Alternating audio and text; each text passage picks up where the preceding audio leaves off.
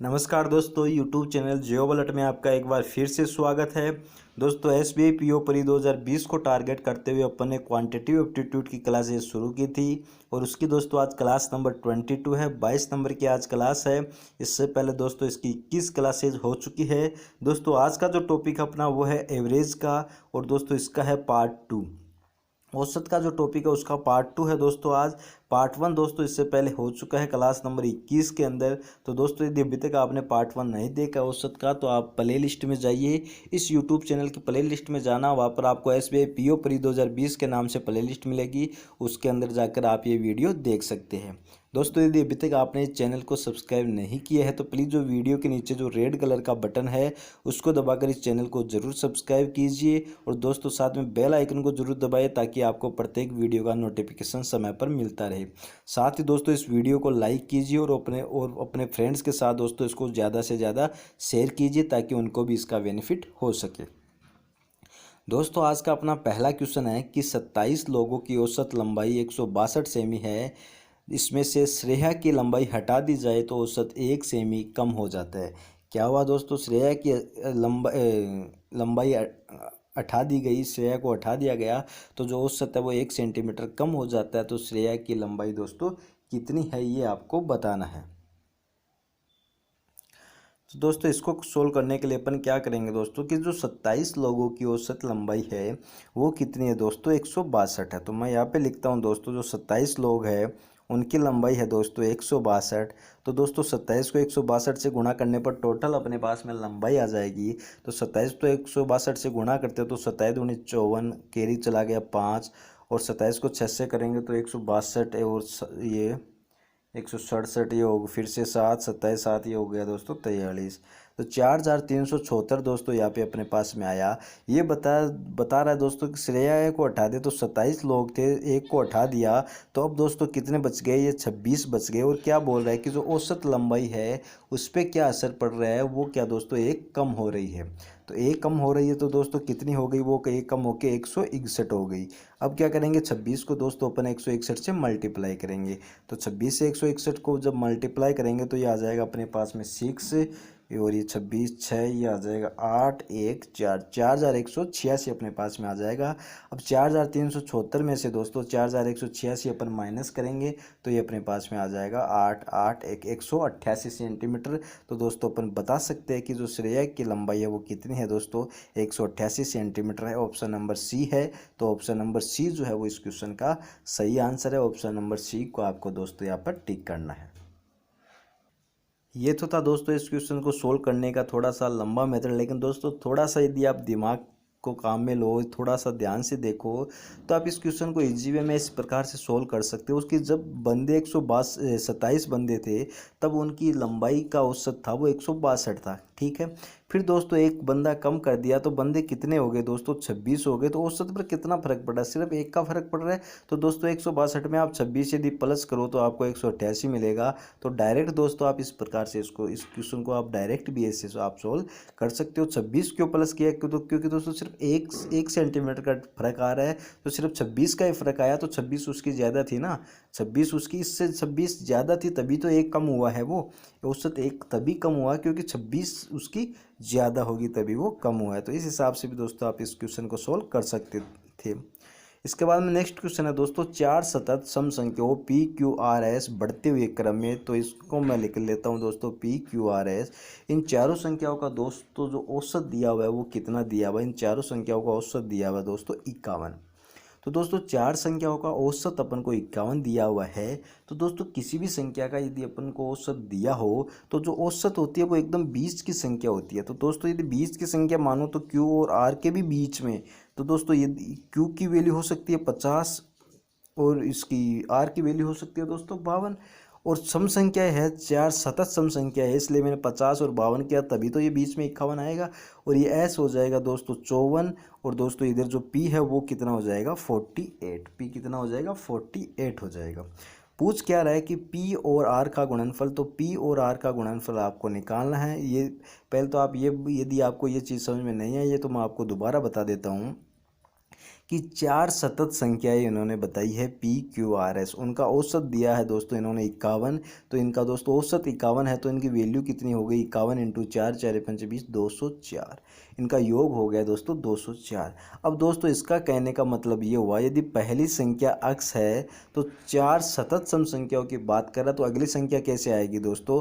अगली संख्या दोस्तों आपको पता है उसके अंदर 2 प्लस करेंगे तब आएगी, क्लियर है। उससे अगली संख्या कैसे आएगी, उसके अंदर 4 प्लस करेंगे तब आएगी, और उससे अगली कैसे आएगी, उसके अंदर 6 प्लस करेंगे तब आएगी। तो इन चारों को यदि अपन प्लस करेंगे तो अपन को 204 मिलना चाहिए।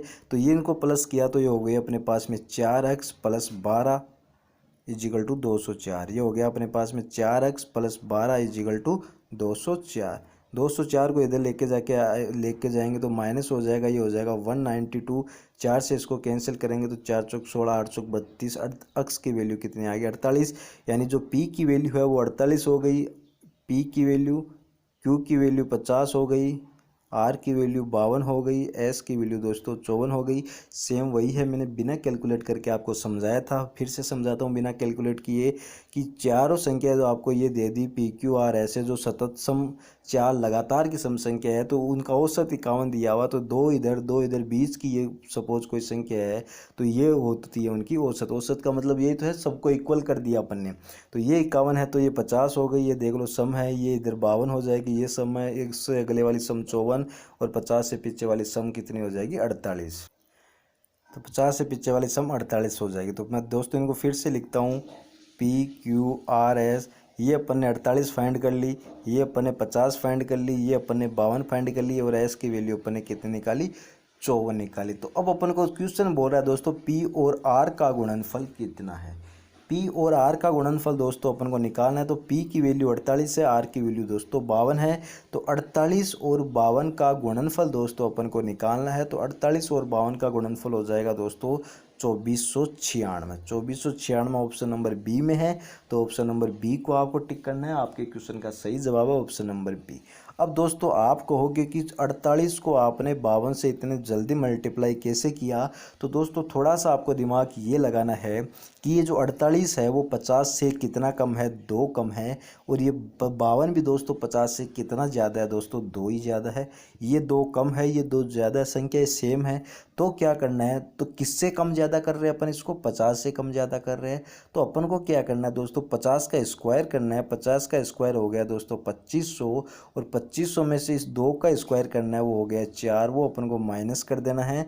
तो 2500 में से 4 माइनस कर दिया, 2496। तो इस हिसाब से दोस्तों मैंने इस ट्रिक से इसको मौखिक सोल्व किया है, तब आया अपने पास में 2496। तो कौन से ऑप्शन में, ऑप्शन नंबर बी में है।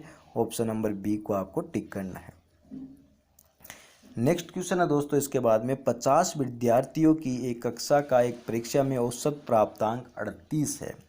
सफल विद्यार्थियों का औसत प्राप्तांक 52 है एवं असफल विद्यार्थियों का औसत प्राप्तांक 16 है। कितने विद्यार्थी परीक्षा में असफल हुए, ये आपको दोस्तों बताना है। तो दोस्तों ये क्या बोल रहा है कि 50 विद्यार्थी, चलो वो बात अलग है, विद्यार्थी 50 है, ये अपन बाद में यूज में लेंगे। लेकिन ये बता ये रहा है दोस्तों कि जो सफल विद्यार्थी है, जो पास है, उनका औसत कितना है दोस्तों। पास वालों का औसत है 52, पास वालों का औसत है 52, फेल वालों का औसत है 16। फेल को मैं, असफल को मैं एफ लिख रहा हूँ फेल, और सफल को मैं पास लिख रहा हूँ दोस्तों पी से। तो 52 दोस्तों पास है, 16 दोस्तों फेल है, ये औसत लिखा आपने। इसको दोस्तों देखना, आप अपन अलग ही मेथड से करेंगे, इसको अपन अलग ही मेथड से करेंगे ताकि आपके लिए ये ईजी हो। दोनों मेथड बताऊँगा, पहले इससे करते हैं अपन। ये बता रहा है दोस्तों 50 तो टोटल जो दोस्तों 50 विद्यार्थी थे, उनका औसत है 34, तो उनका औसत है दोस्तों 34। तो इधर क्या करेंगे दोस्तों, इधर इसमें से इसका माइनस कर देंगे, तो 34 में से दोस्तों 16 माइनस किया 18 आ गया। और इधर क्या करेंगे, 52 में से 34 का माइनस कर देंगे, तो ये भी दोस्तों 18 आ गया। तो 18:18 कितना हो गया दोस्तों, 1:1 हो गया। 18:18 कितना हो गया, 1:1 हो गया। मतलब क्या हुआ, जो टोटल 25 विद्यार्थी है, तो दोस्तों 1:1 का मतलब हुआ 25 पास हो गए और दूसरे 25 दोस्तों फेल हो गए। तो अपन को पूछा क्या गया कि कितने विद्यार्थी परीक्षा में असफल हुए थे, फेल कितने हुए थे दोस्तों, 25 विद्यार्थी फेल हुए थे। तो कौन से ऑप्शन को टिक करना है, ऑप्शन नंबर डी को टिक करना। ऑप्शन नंबर डी आपके इस क्वेश्चन का सही जवाब है। ये तो हो गया दोस्तों एलिगेशन मेथड, मिश्रण के मेथड से इसको अपन ने सोल्व किया है। यदि वैसे अपन सोल्व करते तो अपन क्या करते हैं दोस्तों कि 50 विद्यार्थी है और उनका औसत कितना है 34, तो इनका टोटल अपन वो 50 इंटू 34 करते अपन। तो 50 इंटू 34 कितना आ जाता दोस्तों, ये आ जाता अपने पास में 0, 4 पंचे 20, 2 5 3 15, 2 17, ये इसकी वैल्यू आती है अपने पास में 17, तो 1700। फिर अपन दोस्तों मानते कि पी विद्यार्थी पास हुए है, तो पास का औसत है दोस्तों 52, तो ये हो जाएगा 52 पी। ये कितना हो जाएगा 52 पी। वैसे अपन मानते हैं कि फेल कितने हैं, यदि 50 में से पी पास है तो फेल होते दोस्तों 50 माइनस पी इंटू ये 16 से गुणा करते, क्योंकि 16 जो फेल विद्यार्थी है। तो इसको दोस्तों अपन गुणा करते तो 16 से 50 को पहले गुणा करते तो ये हो जाता 800 और माइनस 16 पी। तो अब जो वैल्यू आती है कि 52 पी प्लस 800 माइनस 16 पी को 1700 के बराबर अपन करते, तो ये हो जाता अपने पास में 52 P plus 800 minus 16 P equal to 1700। तो दोस्तों इसको अपन सोल्व करते तो 52 में से अपन 16 यदि माइनस करते तो अपने पास में आता दोस्तों 34 पी। यह आता 34 पी इजिकल टू 800 को उधर माइनस कर देते तो ये आ जाता अपने पास में 900, सॉरी ये आता 36 पी। 52 में से 16 अपन माइनस करते तो अपन को 36 मिलता। तो पी की वैल्यू आती है अपने पास में दोस्तों 90/36। तो 36 से इसको 6 से डिवाइड करते या 3 से डिवाइड करते तो 9 से डिवाइड कर देते तो 100, इसको 9 से करते 4, 4 से 100 को डिवाइड करते 25। तो पी की वैल्यू आ जाती 25, तो 25 पास तो 25 फेल। सेम आंसर दोस्तों वही आना, आंसर में कोई फ़र्क नहीं है, लेकिन मेथड जो होता है वो आपको ईजी मेथड काम में लेना है, क्योंकि जितना ज़्यादा समय आप यदि एग्ज़ाम में लगाते हो तो उतना ही ज़्यादा आपको दोस्तों वहाँ पर नुकसान होने की संभावना रहती है। नेक्स्ट क्वेश्चन है दोस्तों आपका कि 5 संख्याओं का औसत 56 है, पहली 4 संख्याओं का औसत 54 है, तो दोस्तों 5वीं संख्या आपको बतानी है। तो दोस्तों यहाँ पे देखना कि जो 5 संख्या है उनका औसत दोस्तों 56 है। तो 5 इंटू 56 अपन करते हैं तो 6 पंचे 30 और 55 25, ये हो जाएगा दोस्तों अपने पास में 280। 5 को 56 से मल्टीप्लाई कर दिया तो 5 संख्याओं का जो योग आ गया अपने पास में वो आ गया 280। फिर बोला है दोस्तों जो पहली 4 संख्या है, जो पहली 4 संख्या उनका औसत है दोस्तों 54। तो 5 को 4 को 54 से गुणा करेंगे तो 4 चौक 16 और 4 पंचे 20, तो ये हो जाएगा दोस्तों 216। तो इसमें से दोस्तों माइनस करेंगे तो वो संख्या अपने पास में आ जाएगी। तो वो संख्या कितनी होगी दोस्तों, वो संख्या होगी 64। तो कौन से ऑप्शन में दोस्तों 64, ऑप्शन नंबर ए में है। तो ऑप्शन नंबर ए को आपको टिक करना है। ऑप्शन नंबर ए जो है वो आपके क्वेश्चन का सही आंसर है। इसी क्वेश्चन को देखना दोस्तों आप एक दूसरे तरीके से भी आप इसको सोल्व कर सकते हो कि जब पहले औसत था दोस्तों 56, उसके बाद में दोस्तों औसत हो गया कितना 54। पहले बंदे थे 5, फिर बंदे हो गए 4। तो बंदा तो एक ही, उस एक बंदे का ही तो अपन को फाइंड करना है, जो संख्या है या बंदा है जो भी है वो एक संख्या अपन को फाइंड करनी है। यहाँ पे औसत दोस्तों कितने से कम हुआ, 2 से कम हुआ। तो दोस्तों ये ध्यान देना आपको, औसत कम हुआ है तो वैल्यू जो है वो बड़ी होगी, जो संख्या है वो ज़्यादा है, क्योंकि औसत उसकी हटने से औसत घट गया तो यानी संख्या ज़्यादा थी वो। तो पहले तो औसत 56 था, तो पहली बात तो वो औसत ज़्यादा होगा, लेकिन ध्यान रखना कितने से घटी है, ये 2 से घटी है। कितने पर, 4 संख्या 2 से घट गई तो इंटू 4, तो ये हो जाएगा दोस्तों 2 इंटू 4 8। तो 8 इसमें अपन प्लस कर देंगे तो कितना आ गया 64। तो इस प्रकार से अपन दोस्तों यदि डायरेक्ट करना चाहे तो इसको डायरेक्ट भी अपन सोल्व कर सकते हैं। इसके बाद में दोस्तों नेक्स्ट क्वेश्चन अपना, कमलेश एक दुकान से 1050 में 62 किताबें और दूसरी दुकान से 1020 में 50 किताबें लाया। तो दोस्तों पहली की दुकान से वो 65 किताबें लेता है 1050 रुपये में, दूसरी दुकान से वो 50 किताबें लेता है 1020 रुपये में। तो उसने प्रति किताब औसत कितने रुपए दिए। तो दोस्तों किताबें थी पहली दुकान से 65, दूसरी दुकान से 50। तो दोस्तों किताबें तो जो टोटल हो गई वो हो गई 115। किताबें कितने टोटल हो गए दोस्तों 115 हो गई। और उसने पहली दुकान पर 150 रुपये दिए, दूसरी दुकान पर 50 किताबों को उसने 1020 रुपये दिए। तो इनका टोटल दोस्तों कितना हो गया, इनका टोटल हो गया 270। औसत पूछ रहे हैं तो 2070 में दोस्तों 115 का अपन भाग लगा देंगे। तो 2070 में 2070 में 115 से अपन डिवाइड कर देंगे। तो दोस्तों जब इसको डिवाइड करेंगे तो ये आ जाएगा अपने पास में, डिवाइड करके देख लीजिए आप, 5 से डिवाइड किया ये हो गया दोस्तों 23, इसको 5 से किया 4, 1 और ये 4, 414। 23 से इसको डिवाइड करते 1, 23, 30, 40, 17, 18, 184, 184 का मतलब हो गया 8, 24, 8, तो ये हो गया दोस्तों 18। तो 18 आ जाएगा अपने पास में। कौन से ऑप्शन में है दोस्तों? ऑप्शन नंबर बी में है। तो ऑप्शन नंबर बी को आपको टिक करना है। आपके क्वेश्चन का जो सही आंसर वह है ऑप्शन नंबर बी।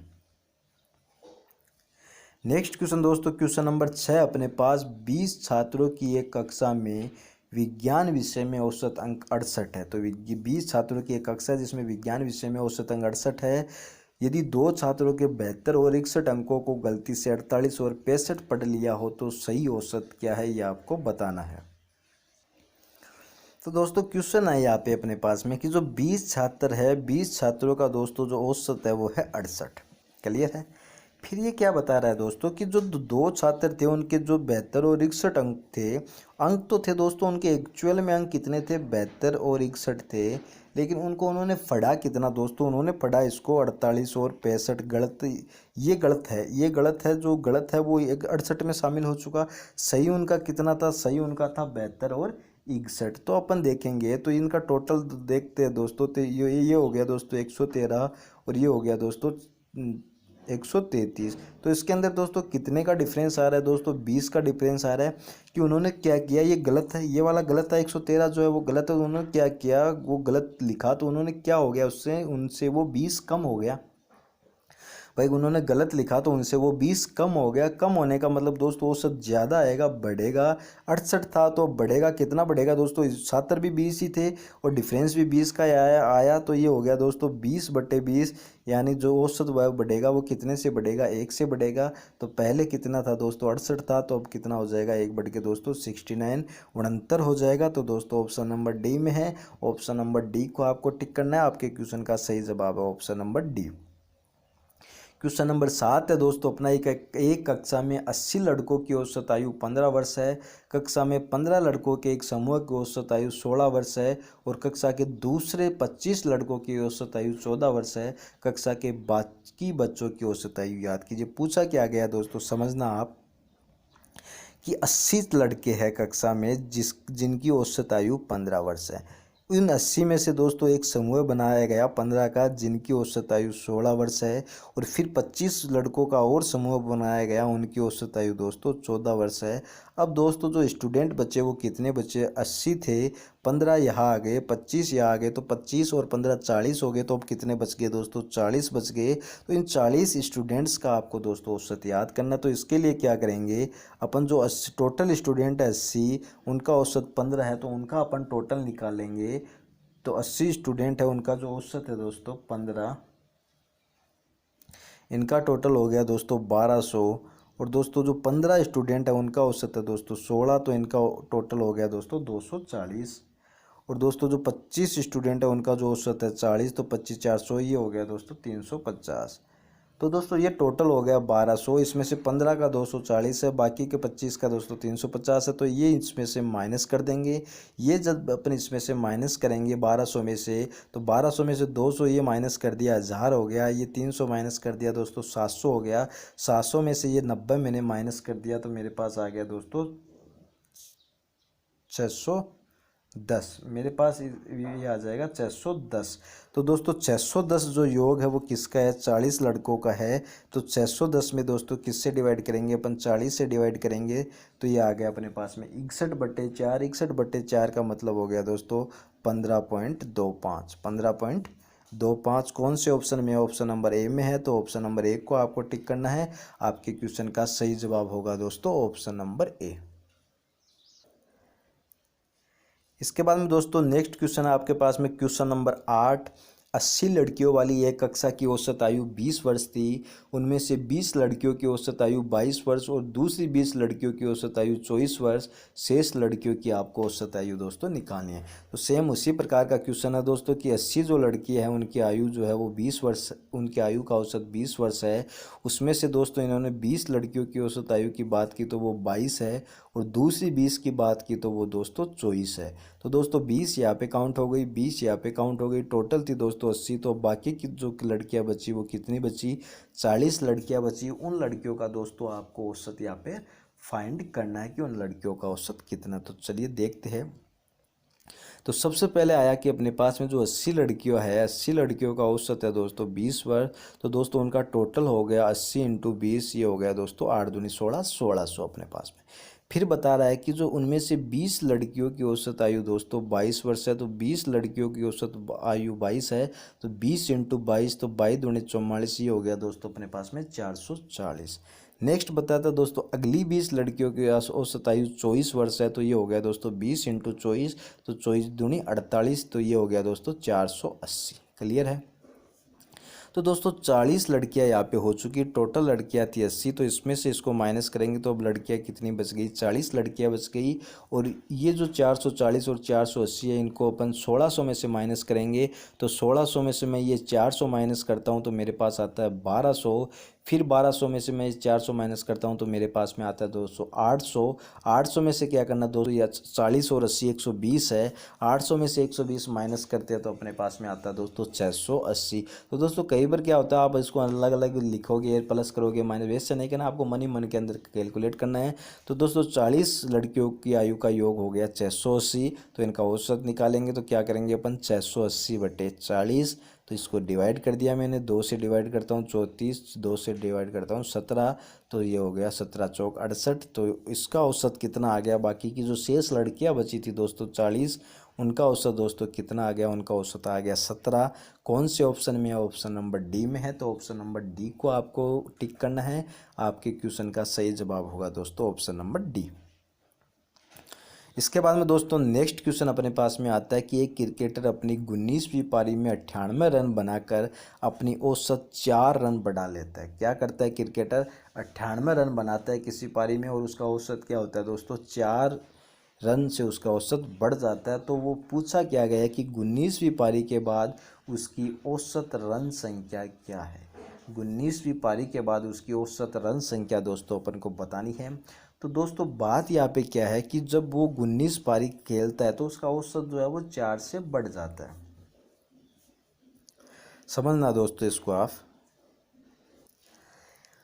जब दोस्तों वो 19वीं पारी में रन बनाता है 98, तो औसत क्या होता है दोस्तों, उसका 4 से औसत बढ़ जाता है। तो उसका रन कितने बढ़ गए दोस्तों, 4 इंटू 19 बढ़ गए, 19 चौक 76 बढ़ गए, क्योंकि 19 पारी हो गई, 4 का उसके अपन बढ़ा रहे हैं तो 98 भी बढ़ा रहे, तो 76 बढ़ा 76 हो गया। तो इसको माइनस करेंगे तो 22।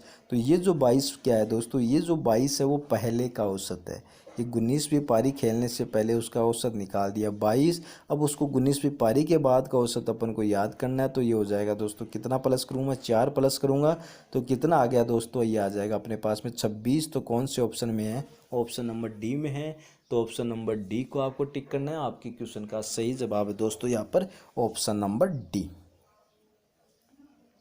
इसके बाद में दोस्तों नेक्स्ट क्वेश्चन आता है आपके पास में क्वेश्चन नंबर 10। सेम उसी प्रकार का दोस्तों ये क्वेश्चन है कि एक बल्लेबाज की 12 पारियों में कुछ निश्चित औसत है। उस बल्लेबाज का क्या है कि 12 पारियों में जो औसत है वो कुछ निश्चित है। अपनी 13वीं पारी में वो 96 रन बनाता है। 13वीं पारी में क्या करता है दोस्तों, 96 रन बनाता है, जिससे उसकी औसत रन संख्या 5 बढ़ जाती है। कितनी बढ़ जाती है, 5 बढ़ जाती है।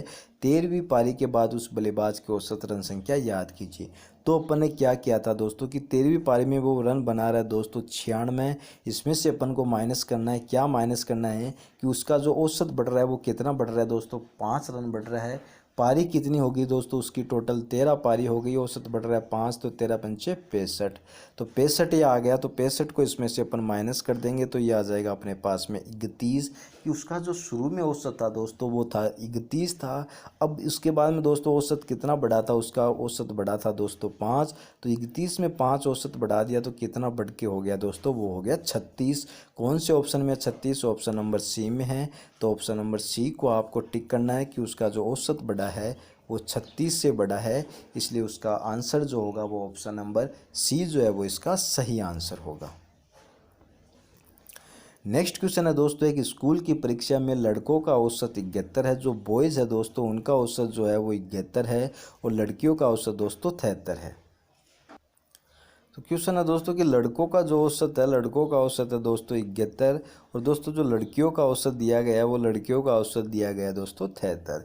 अब दोस्तों ना लड़कियों की संख्या दी गई ना लड़कों की संख्या दी गई, आगे दिया गया कि विद्यालय का औसत अंक 71.8 है। और दोस्तों विद्यालय का मतलब हो गया जो इन दोनों का टोटल है, जो स्टूडेंट, मैं ऐसे लिख देता हूँ स्टूडेंट्स, क्योंकि स्टूडेंट्स के अंदर बॉयज़ एंड गर्ल दोनों आ जाते हैं। तो स्टूडेंट्स का जो औसत अंक है दोस्तों वो है 71.8 है। कितना आ रहा है दोस्तों? 71.8 वो औसत इसका आ रहा है। तो दोस्तों यहाँ पे देखने लायक बात ये है कि स्टूडेंट्स, जो टोटल स्टूडेंट्स है उनका औसत है 71.8, बॉयज़ का जो औसत है वो 71 और गर्ल्स का जो औसत है वो है 73। अब बताया गया है कि परीक्षा में बैठे लड़कों का अनुपात याद करें लड़कियों के संदर्भ में। यानी क्या याद करना है अपन को याद करना है बॉय अनुपात कर लड़कों और लड़कियों का जो अनुपात है वो कितना है। तो दोस्तों ना अपन को लड़कियों की संख्या दी हुई, ना अपन को लड़कों की संख्या दी हुई, ना अपन को टोटल संख्या दी हुई, तो अपन यहाँ पे सबसे जो अच्छा मेथड अपना रहेगा वो रहेगा एलिगेशन मेथड, मिश्रण का मेथड। आपको जब मिश्रण का टॉपिक अपन पढ़ेंगे तो बहुत अच्छी प्रकार से ये समझा दूंगा मैं कि आपको किस प्रकार के से ये सोल्व करना होता है। लेकिन फिर भी आप यहाँ पे एक बार समझने की इसको कोशिश कीजिए कि मैं यहाँ पे लिख रहा हूँ दोस्तों बॉयज़ और इधर लिख रहा हूँ दोस्तों मैं गर्ल। बॉयज़ का कितना था दोस्तों? 71 था। गर्ल्स का कितना था दोस्तों? 73 था। और टोटल दोस्तों कितना लाना है अपन को? 71.8 अपन को लेके आना है। अब सेम दोस्तों इधर क्या करेंगे अपन? 71, ये मैंने उल्टा लिख दिया वैसे दोस्तों, क्योंकि परीक्षा में बैठे लड़कों का अनुपात, क्योंकि इधर जो आएगा वो लड़कियों का आएगा। अपन को पहले जो याद करना था वो लड़कों ही नहीं, इधर जो आएगा वो लड़कियों का आएगा। क्योंकि इधर 73 में से अपन 71.8 माइनस करेंगे, तो 73 में से मैं 71.8 माइनस करता हूँ तो मेरे पास आ जाएगा ये 1.2, ये आ जाएगा फिर अनुपात। और फिर 71 में से 71.8 माइनस करूँगा तो इधर किसका आएगा? बॉयज़ का आएगा। वो कितना आएगा मेरे पास में? वो आएगा 0.8। तो अब मैं लिखता हूँ दोस्तों, अपन ने इधर गर्ल्स का निकालिया, बॉयज़ का निकालिया, ये आया था 1.2 और ये आया था दोस्तों 0.8। इसको कैंसिल, पॉइंट से पॉइंट हटा देते हैं तो फिर कैंसिल करेंगे तो ये आ जाएगा 3:2। कितना आ गया अपने पास में? 3:2। ये जो रेशियो आया है वो 3:2 का अपने पास में रेशियो आ चुका है।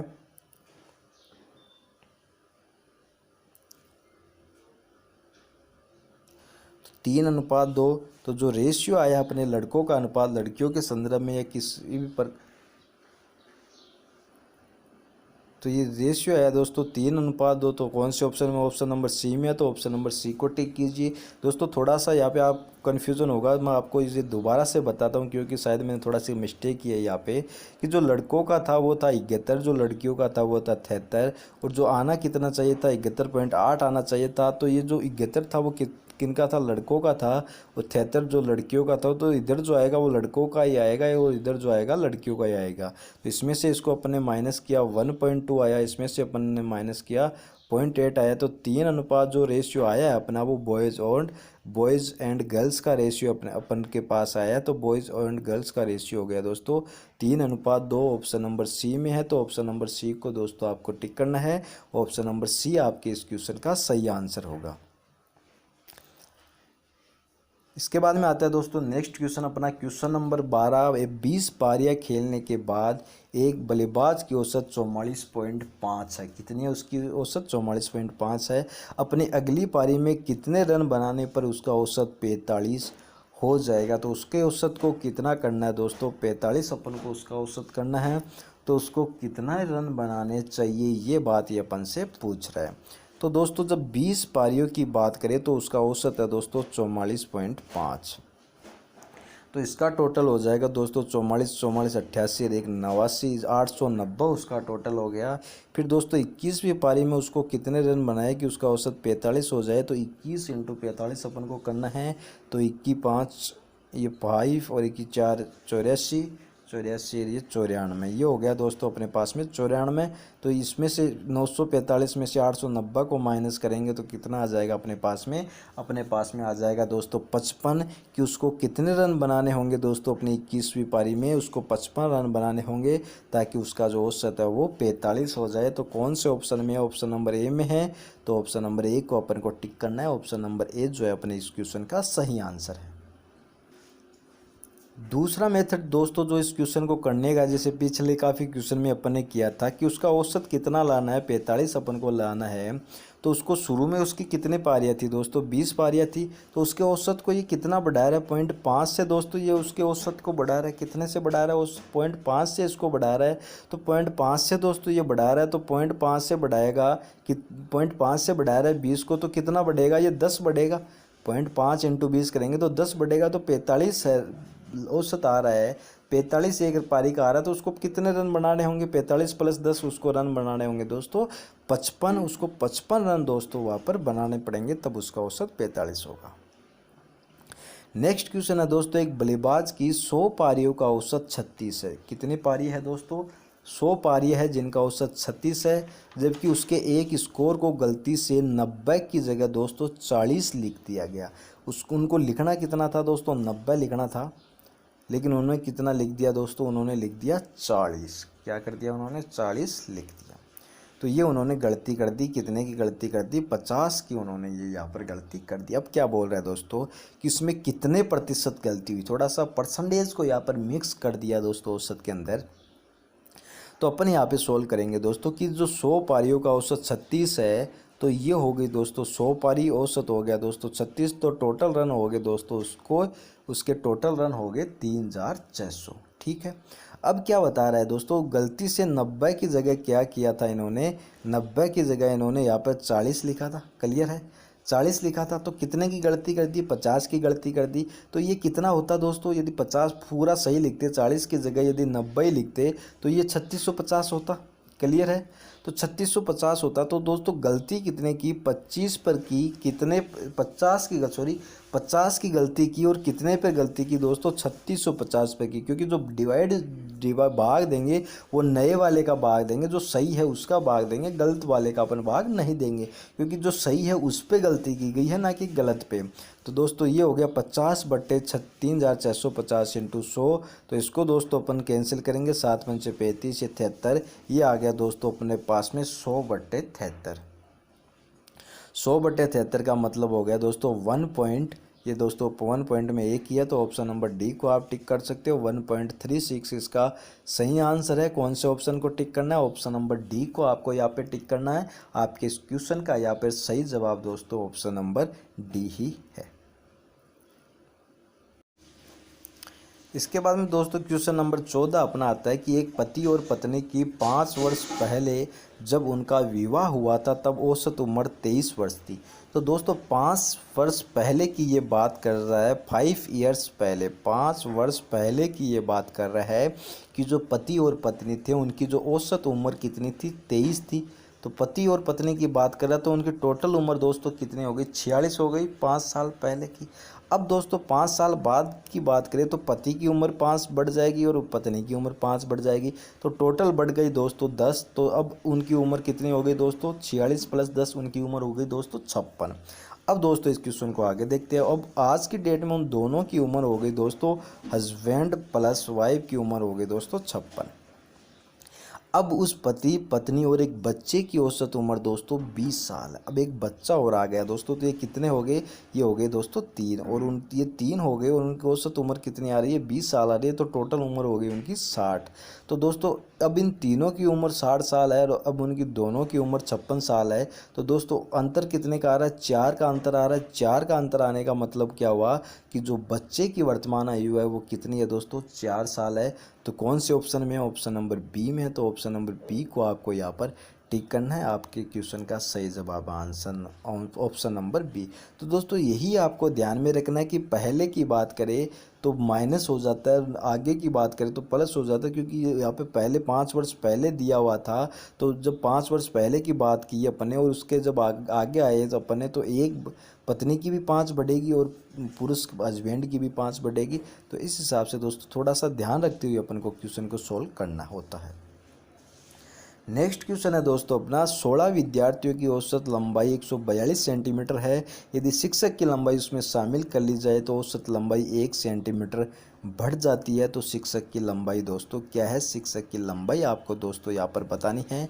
तो दोस्तों इसको ध्यान से देखिएगा आप, इसका सही जवाब क्या होता है कि 2 तरीके से दोस्तों अपन ने किया था इस क्वेश्चन को। तो जो पहला, दोनों तरीके से मैं फिर से आपको बता रहा हूँ, काफ़ी क्वेश्चन मैंने आपको दोनों तरीके से यहाँ पर बताए हैं, तो इसको भी अपन दोनों तरीक़ों से करेंगे। तो जो 16 विद्यार्थी हैं उनकी आयु है दोस्तों 142 सेंटीमीटर, सॉरी उनकी औसत लंबाई है दोस्तों 142 सेंटीमीटर। तो दोस्तों 16 विद्यार्थियों की जो लंबाई है वो 142, तो 16 इंटू 42 दोस्तों उनकी टोटल लंबाई हो जाएगी। ये हो जाएगा दोस्तों 16 दूनी 32, 3 64, 3 67, 6 16 और 6 22, ये हो जाएगा 2272। उनकी टोटल लंबाई हो गई दोस्तों 2272 सेंटीमीटर। यदि शिक्षक की लंबाई शामिल कर ली तो 16 विद्यार्थी थे, शिक्षक को शामिल करते 17 हो गए। तो ये क्या बता रहा है कि जो औसत लंबाई है वो 1 सेंटीमीटर बढ़ जाती है। तो 142 से बढ़कर कितनी होगी दोस्तों, वो 143 हो गई। इसको 17 को 143 से मल्टीप्लाई करेंगे तो 17 × 51, 5 17 चौक 68 और 5 73, 7 17 और 7 यहाँ पे हो जाएगा दोस्तों 24। तो ये हो जाएगा दोस्तों 2431। तो 2431 में से दोस्तों 2272 अपन माइनस कर देंगे। तो 2431 में से कितना माइनस करना है, 2272 अपन को माइनस करना है। तो ये कितना आ जाएगा अपने पास में, ये आ गया 9, 3 और 2 5, ये 159 सेंटीमीटर जो लंबाई है वो टीचर की होगी। कौन से ऑप्शन में है, ऑप्शन नंबर बी में है। तो ऑप्शन नंबर बी को आपको टिक करना है। दूसरा मेथड अपना क्या था दोस्तों, दूसरा मेथड दोस्तों अपना ये था कि पहले जो लंबाई का औसत है वो है दोस्तों 142, फिर दोस्तों टीचर को शामिल करने पर कितने हो गए, ये 17 हो गए। और औसत पर क्या प्रभाव पड़ा है कि 1 सेंटीमीटर औसत बढ़ा है। तो 1 सेंटीमीटर जब औसत बढ़ा है तो 17 इंटू 1 यानी 17 औसत बढ़ गया। तो 17 औसत बढ़ गया तो इसमें 17 प्लस कर देंगे तो ये हो गया 159, 159 सेंटीमीटर। तो 159 ऑप्शन नंबर बी आंसर दोस्तों सेम ही आना है, बस आपका तरीका अलग हो सकता है। आपका टाइम क्वेश्चन को जो आप जिस तरीके से आप सोल्व करोगे उसमें टाइम आपको ज़्यादा या कम लग सकता है। आंसर सेम ही आएगा, ऑप्शन नंबर बी आपका सही जवाब होगा। तो दोस्तों ये था आज के इस वीडियो का अंतिम क्वेश्चन। और दोस्तों मैंने पहले भी कहा कि आपको वह मेथड अपनाने, उस मेथड से आपको सोल्व करने की कोशिश करनी होती है क्वेश्चन को जिसमें आपको कम से कम समय लगे, आपको कम से कम समय लगे। क्योंकि एग्ज़ाम में दोस्तों आपके पास जो टाइम होगा वो बहुत ही कम टाइम होगा, इसलिए आप जितना समय बचा सकते हो उतना समय बचाने की कोशिश करनी है आपको एक क्वेश्चंस को सोल्व करने में। और जितनी जो ट्रिक्स होती है या जितने भी जो कैलकुलेशन होती है, चाहे वो छोटी से छोटी कैलकुलेशन हो या चाहे बड़ी से बड़ी कैलकुलेशन हो, जितना ज़्यादा हो सके आपको जो कैलकुलेशन है मौखिक करने की कोशिश करनी है। अपने माइंड के अंदर आपको कैलकुलेट करने की कोशिश है। ये होगा कैसे दोस्तों, ये आपकी हैबिट से होगा। अभी शुरू से ही आप अपनी हैबिट बना लो कि आपको बिना पेन पेपर के कैलकुलेशन करनी है, माइंड में करनी है। तो आपकी ये आदत जब बन जाएगी तो धीरे धीरे आपकी प्रैक्टिस हो जाएगी। दोस्तों यदि आपको वीडियो अच्छा लगा हो तो प्लीज़ लाइक ज़रूर कीजिए और अपने साथियों के साथ इसको ज़्यादा से ज़्यादा शेयर कीजिए। और दोस्तों जैसा कि मैंने पहले भी बताया था कि जो SBI PO परी 2020 को टारगेट करते हुए अपन ने जो ये क्लासेज स्टार्ट किया दोस्तों क्वांटिटेटिव एप्टीट्यूड की, ये मंडे टू फ्राइडे अपनी क्लासेज होती है और काफ़ी डिटेल के साथ दोस्तों आपको मैं समझाने की कोशिश करता हूँ। और मेरी कोशिश रहेगी प्रत्येक टॉपिक में आपको यहाँ पर पढ़ाऊँ और मॉक टेस्ट लूँ। आपका प्रैक्टिस मॉक टेस्ट आपको दिया जाएगा, प्रैक्टिस पेपर आपको लिख दिया जाएगा। और पिछले साल के जो पेपर आए हुए हैं, 2019 में कैसा पेपर आया था, 2018 में कैसा पेपर आया था, 2017 में कैसा पेपर आया था, 2016 में कैसा पेपर आया था, वो क्वेश्चंस भी मैं यहाँ पे लेके आऊँगा। पहले मैं साल वाइज भी वो ईयर वाइज भी मैं वो पेपर लेके आऊँगा और बीच बीच में मैं आपको दोस्तों बताता भी रहता हूँ कि नंबर सीरीज़ के ये क्वेश्चन 2019 में पूछे गए थे या क्वाड्रेटिक इक्वेशन के ये क्वेश्चन उस साल में पूछे गए थे। तो इस हिसाब से दोस्तों मेरे हिसाब से आपके लिए काफ़ी महत्वपूर्ण क्लासेज हैं, इनको आप ज्वाइन कीजिए, फ्री ऑफ कॉस्ट है ये, इनका कोई चार्ज नहीं है दोस्तों। और दोस्तों यदि अभी तक आपने इस चैनल को सब्सक्राइब नहीं किया तो प्लीज़ आपसे रिक्वेस्ट है, हमारे मोटिवेशन के लिए इस चैनल को ज़रूर सब्सक्राइब कीजिए ताकि हम भी आपको अच्छे अच्छे कंटेंट प्रोवाइड करवा सके, अच्छे अच्छे वीडियो आपको प्रोवाइड कर सके। तो दोस्तों एक बार फिर से कहना चाहूँगा, वीडियो को लाइक कीजिए, शेयर कीजिए और दोस्तों चैनल को सब्सक्राइब कीजिए। Thanks to watching video, all the best.